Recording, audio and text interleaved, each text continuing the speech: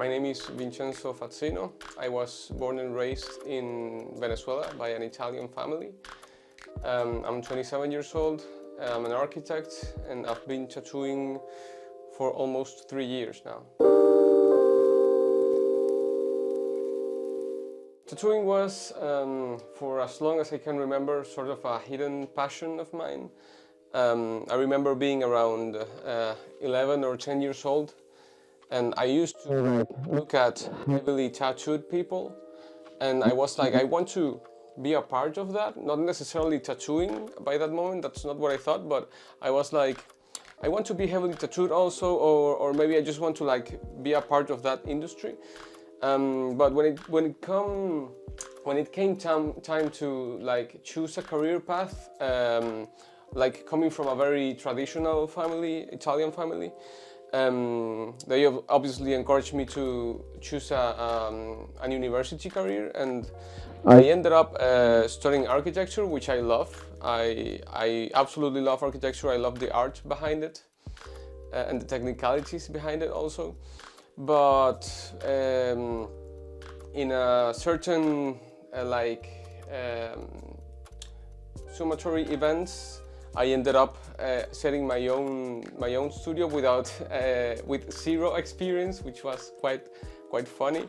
It was a huge mistake, to be honest, but I did learn a lot, so now I don't see it as such as a mistake.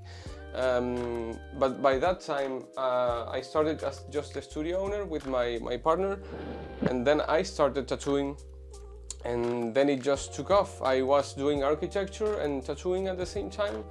So I got by a lot with architecture, and I remember like the first year, the first entire 2 years, I was doing very. I didn't used to like charge for my tattoos, or if I did, it was just for the materials, just for like the learning process. And yeah, that's how I got started basically. Well, Venezuelan tattoo culture. It's not very different from American or Latin American tattoo culture in general. The only thing I believe it's heavily underpaid in general as an industry, which is sad, to be honest, but that's just a reflection of the economy of the country right now. It's a very heavy country regarding like soft shading tattoos, realism, black and gray, color realism.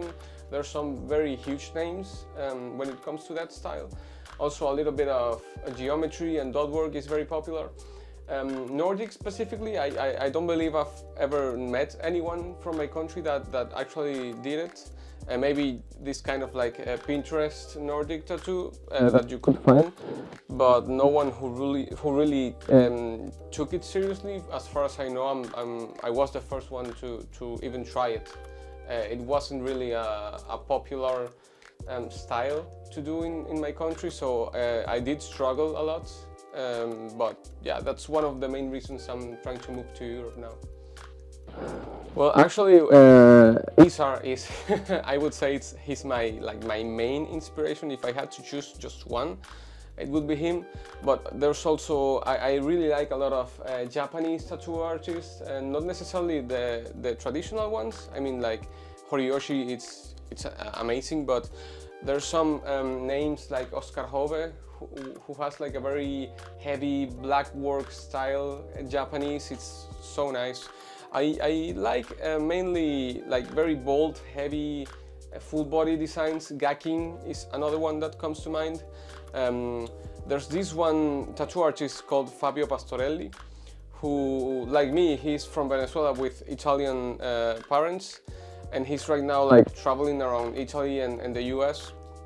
And he does these huge mandala pieces, heavy dot work. Actually, the technique I use right now, I learned him from him, and he's also one of my biggest inspirations. Yeah. Actually, so far, I think that the piece we are going to finish today, I think it will be like my favorite so far. Also because of the relationship it has with Peter's work. It's from his book, so it holds a special place for me. But from the ones I've already done, maybe maybe I would say either the full back with the two worms mirroring each other and the mandala on the back, or maybe the full sleeve I made for this guy. He has like a back visor in the top. He has some sort of Celtic nuts, like a triskel, I think it is, on the elbow. That was his choice for that was what he wanted for the design, and I got to like manage the rest of it with some like hand written bind runes, and it was like the first time I did a heavily handmade piece without stencils, so it was quite a learning process for me, but I think it came out very nicely. Well, there was this one guy back in Venezuela. It was weird because it wasn't directly an interaction with me, but he was at the studio at the moment, and he was a fairly grown-up man. I think he was in his 50s maybe. And he wasn't even getting tattooed, he was getting a piercing, I think a lobe or an helix, I don't remember. It was a fairly simple piercing. And this guy literally fainted and pissed himself on the floor even before he got pierced, which was, I mean, to see like a full-grown man going like that, it's just a little bit crazy. But yeah, you always, it's quite normal sometimes in tattoo shops to like see someone fainting or things like that. But yeah, I mean, to be fair, in only 2 years, there's obviously not too many crazy stories, but if I had to choose one, yeah, it would be that one. For new tattoo artists, being fairly new myself, because of course I still consider myself an apprentice of tattooing, and I think I will be forever, honestly.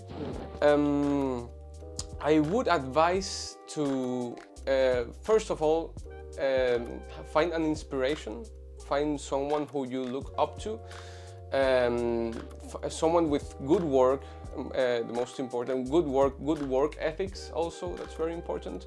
And if you manage to become their apprentice, if they're nearby to you, I would suggest that as a first. I mean, don't go in Amazon and order a fucking starting kit and start by yourself in your house. That's just not the way to do it. Just find someone who actually knows their shit and follow them and ask for an for an apprenticeship, and like make the right steps. I won't judge anybody for starting as what they want, but that's my advice. And also don't cheap out on your first machine. Buy quality products on the get-go. Good inks, good cartridges or needles, good machine, good everything, because actually the actual quality of your products makes a very real difference in the outcome of your work.